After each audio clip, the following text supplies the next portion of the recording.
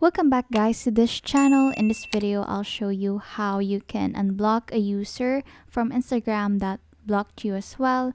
So as you can see here, I have a sample account who blocked the account I am using. So as you can see, the user is blocked. So I'm going to this account. I'm going to switch to this account, and when I search the person or the account that blocked this account, I will not see the profile. So it is impossible to directly unblock them from there. So what you will have to do is sign into another account and then go to messages.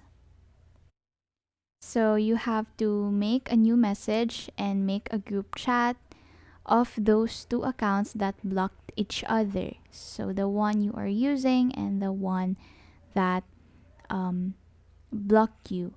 So you can send any message here and then go back to the account that um, you are using, and then check the request messages and then accept that message. You can either dump them in general or primary, it's up to you. But once you're done with that, go to the details of the chat, and then you'll see here the account that you blocked and blocked you as well. So you can click that account, click unblock, unblock again, and then okay. But you will notice here that when you follow that account, you will not be able to follow them because they blocked you.